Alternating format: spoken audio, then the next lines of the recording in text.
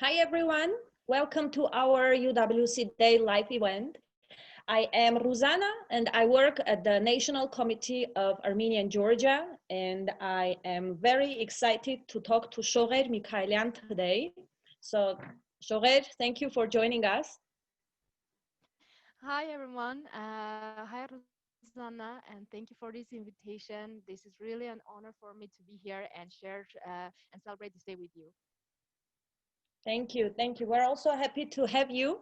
Just for the public to know, we'll tell a bit about your background and then we'll get to our conversation. So, Shogher is a Gyumri native who has advanced degree in English and school psychology, and she has also received her second MA in counseling and human services as a Fulbright student in the US. Shogher has founded her NGO, Luyce Youth Mentoring Center in 2009. And her mission is to empower young teenage girls from vulnerable social families and orphanages to help them become more self-sufficient, healthy, and globally aware. Shogher, so my first question is like, how did you come up with this idea and why especially teenage girls? Mhm. Well, the story goes back to 2009. At that time, I was working for a different organization, and I was a group leader. And we had foreigners from the United States, volunteers who came to document historical buildings. And one of the board members of the local orphanage, he invited our group to the orphanage because the orphanage was located in a historical building. So we went there. We had a great time. We took a lot of gifts, and we had a lot of fun with the girls over, like children in the orphanage.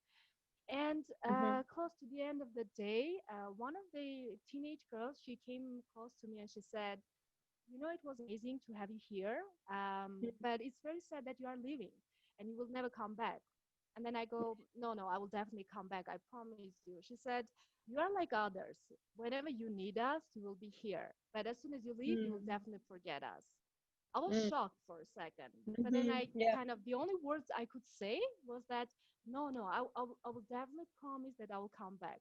Then she kind of, Mhm, she looked at me and she said, don't promise something that you will not be able to keep it. And then she left. So I was shocked. I was like looking how she was leaving, and I couldn't say anything. I understood that she was mm, right. She had that experience, but I didn't know what else to say. Though I mm, promised her, I had no idea what to do or how to go back. And right the next day, one of my group members, they were from San Francisco. They were father and son, Richard and Ara Chaikarians, and they were Armenians, diasporan Armenians. So they told me mhm, that they would like to do something like a mentoring, a Big Brother or Big Sister program in Armenia, but they don't know where and how and whether I'm interested to help them to carry out something like that. So I agreed. And I dedicated about 4 months to do my research and understand what is Big Brother and Big Sister, what is mentoring, who is the mentor, who is the mentee, what they do, and how the program is mhm, going on. So that's how everything mhm, started. And in 2010, in January, we started our first meeting with the girls. And that was my kind of lottery, winning lottery, when I went back and I told her, I came. I'm here and we are going to meet every month. She, like, for 2 months, she couldn't believe that. But then she became a part of our program. And it was great to have them here. So this is how yeah, we wow. started. Amazing. I didn't know that. That's awesome. And so basically, how many girls have benefited from Nord Louis throughout all these 11 years, technically speaking? And also, my second question is how many girls you currently have? Like, how many girls benefit at a time? Mhm. So during these 11 years, we have worked with about 185 girls, and currently we have 75 active girls in the program. Because the program consists of Mm-hmm. 3 phases, and every time we recruit at least 25 mentees. And when they Mm-hmm. finish one phase, they go to the second phase, and each phase lasts 1 year. And Mm-hmm. the first phase is mentoring, the second phase is skill building phase, and the third one is higher education. And the girls go through all Mm-hmm. these different phases, and they learn a Mm-hmm. lot of new things, new skills. And as soon as they finish all the phases, they join our alumni group. I see, I see. And so basically, do I understand it right? Like both mentees and mentors are from Gyumri, or you also have people from neighboring communities in Shirak region, perhaps? Mhm. So most of them are from Gyumri, but since a lot of girls in the orphanages are also from the surrounding villages, so basically we recruit also girls from villages. Some of the mentors who study in the universities are also coming from different villages in Shirak region. So I can Hmm. say it's both from Gyumri and from the villages. I see. And so, what is it that inspires you every day to keep up with your work? I ask you, Mm-hmm. it's kind of obvious, but I would really like you to kind of tell us and share some of the success stories, perhaps, or just anything that you find this is one thing that keeps me going every day. Mm-hmm. That's a good question. So a lot of things inspire me, and like whenever I see them happy, whenever I see them smiling, feeling safe and relaxed when they are in the meeting, when they are with us, or when they want someone to talk to, they come and approach to us. That those are all the like little things that inspire us every day. But one of success stories that I really want to share is so in our third phase, in higher education phase, we also provide the girls with scholarships to get a college degree. And Mm-hmm. one day, so we could get this scholarship, and we paid for one of our mentees. And the second day, so her mom didn't know about that. And the second day, I got a call from her mom, and she introduced herself, and I could hear only the like her crying on the other end of the phone. I didn't know what to do. I didn't know what was happening. A lot of things were coming to my mind, and like I could help her to calm down. And then she said, I called you to say thank you because you don't know how important was that your approach, like the way that you appeared in our life, that you paid her tuition. She said she was a single mom, and she said it was very hard for me to take care of my daughters. And she was working day and night, and it was like due date to pay the tuition, and she wanted to give a good career, good future for her daughters, and she didn't know where to find that Mm-hmm. money to pay the tuition. And she said like, oh, the only thing I can say is like thank you, thank you, thank you for everything you did, and for the support, Mm-hmm. and for the right time that you appeared in our life. So that's one of the kind of powerful experiences that I had, that Mm-hmm. always keeps me moving to do more for the girls. So I would basically say it's gratitude, right? Like when we feel ourselves and receiving it, perhaps. Definitely, when you're grateful for everything in the life will give you will give you back more. Okay, I can absolutely see the good things, but my question is a bit perhaps uncomfortable. Tell me if that's so. But I think that Gyumri people are very committed to their traditions and mentality. So I was wondering if there is anything challenging, or perhaps what's the most challenging and even like discouraging thing in your mission, in the work that you are doing. Is there anything? Mhm. Um, so I think it's not more about traditions or mentality. It's more about being a collectivistic, having that collectivistic culture, Culture. because in the yeah collectivistic culture, the people are always involved, kind of in your life. They always there to they want to support you. They're always there next to you.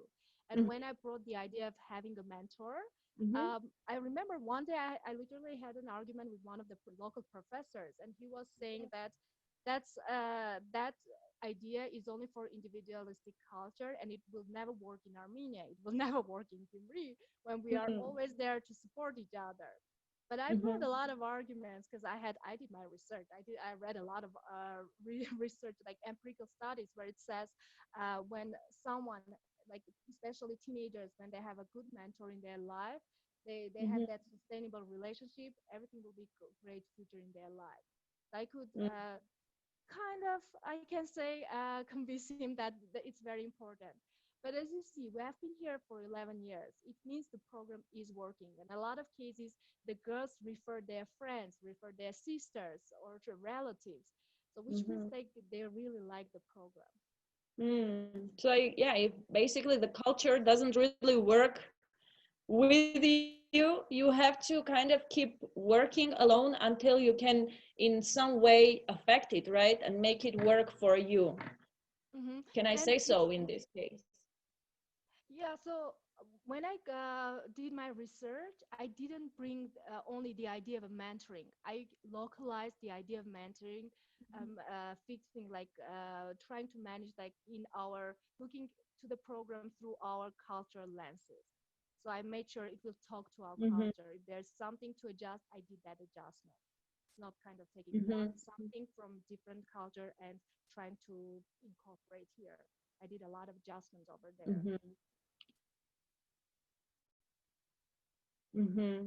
And so girls are also fine with that. Like they really enjoy it, they take it easily. So it's you can basically say it has nothing to do with collectivism. Like if it's working, it's working.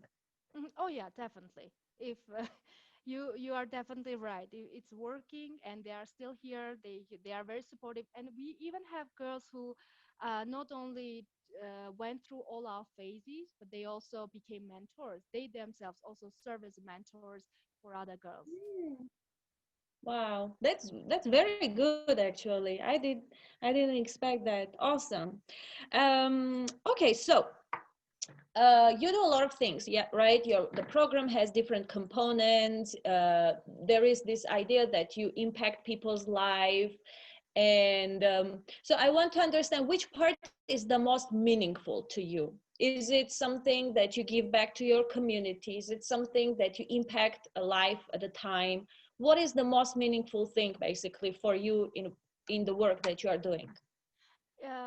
If I combine all the three phases and take out one important thing is the empowerment I give to the girls, Mm, because in our culture, you need to be the girls need to be humble. They shouldn't do this or they shouldn't do that. For me, it's important for the girls to hear their inner voice, to understand mm, who they are, what they really want in life, and how to reach to that success they really need in the life to feel and to feel powerful. mm. Okay, one thing I can just add because I heard perhaps 2 or 3 days ago, but it was saying empowered women empower others. So thanks for being empowered yourself and for the empowerment that you keep doing. That's very good. Thank you. Okay. So I guess like how did this COVID affected you, and what's next for you guys? Did you have time to perhaps think, evaluate, come up with new partnerships, projects? What's next for you? Mhm. So if let me ask the answer for the COVID-19. I was going to say that COVID-19 didn't interfere with our work. It didn't stop our meetings because we changed everything to online, and it was Mhm, challenging. I'll be honest, because mhm, a lot of girls didn't know how to use Zoom or how like they didn't have internet. So we tried to make sure everyone has secure internet or they know how to use Zoom. So we provided all this support, and we could continue our meetings that way. And we scheduled to have at least 20 meetings annually, but we ended up having 40 meetings because everything was online. I'm sorry, 40 what? Meetings. Meetings. So we Okay. yeah we doubled our number because everything was online and the girls were available. So Mm-hmm. COVID-19, I think it even helped us. Yeah. Okay. The only thing I can say that mentors and mentees they said they would like to they could have appreciated if the meetings were in person, because in-person meetings help them better than online meetings, especially the individual ones. Mm-hmm. But the group meetings were great. They Mm-hmm. loved it. Regarding our future, what else we want? So recently we went to UN in New York, and we got the were granted ECOSOC status, and we right now we also collaborate with Lehigh University, my university that I was Mhm. studying several years ago. So So we what's have that status about? I'm sorry. Oh, it's economic and social status, and that allows us to take part in all the meetings that UN organizes, and we can Hmm. voice any issues and problems that women face, and we can even take part in the decision-making process. Oh, So that wow, has, congratulations. thank you. It's really a great, I can say, award for us for Mhm. this year Mhm. that acknowledged all our efforts. And we have, at the moment, we have two youth representatives from Lehigh who take part in all the events that UN is organizing. Though they are organizing at the moment online, but when they Mhm. go in-person meetings, they'll be able to attend and represent the organization there and make sure they will make these connections with all the people in the United States, in the UN in New York. Mhm. Okay, anyway, the government supports these kind of initiatives, like Nor Louis, for example. I just wonder. Like if you mean like financial support, we don't get any financial support from the government because all the financial support is Mhm. coming from the United States, from my friends, from the board, from all over the Mm. world. Locally, the government only supports us recruiting mentees. So they give us, they send us Mhm. like Mhm. number of information Mhm. about the families who are from who have socially vulnerable status, or children who are in the social child care centers, or if they are in need of being in a part of our program. So they refer Mhm. them to us. That's how our cooperation goes with the government. Mm, I see, I see. So if people want to donate to you, how or support you in any way, how they can do it? So we have a website, www.norluz.com. If they go to our website, there's a way to support. We have a fundraising page on Global Giving and Mhm. fundraising page on Paro's website.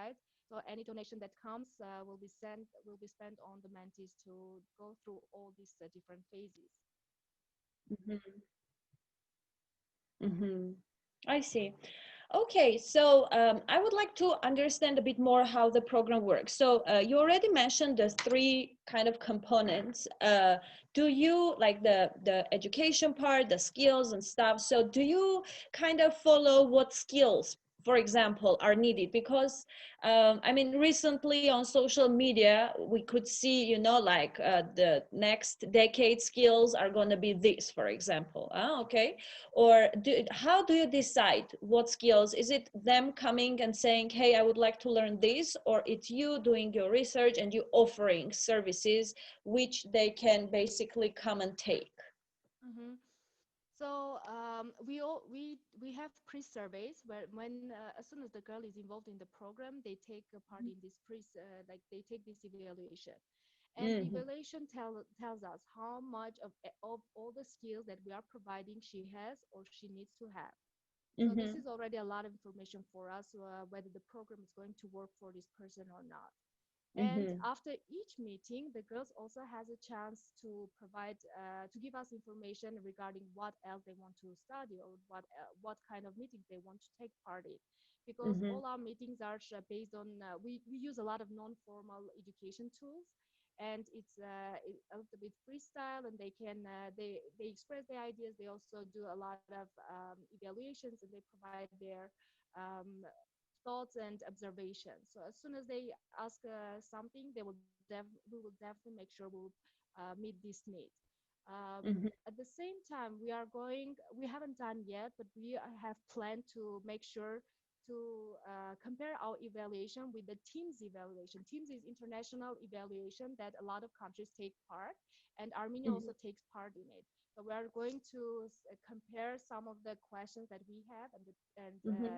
Team survey also have it, and see how our girls differ from like to see the difference between our girls and the girls who take this questionnaire in Armenia or internationally. So it will Mm-hmm. also help us to do a lot of comparison and understand how well the program is working. Hmm. And I also want to mention regarding the third phase, which is higher education. We have this interesting component in it. It is key to my success, during which we meet a lot of famous people. It can be actresses, it can be like singers, or Mhm. anyone who is famous in a certain field.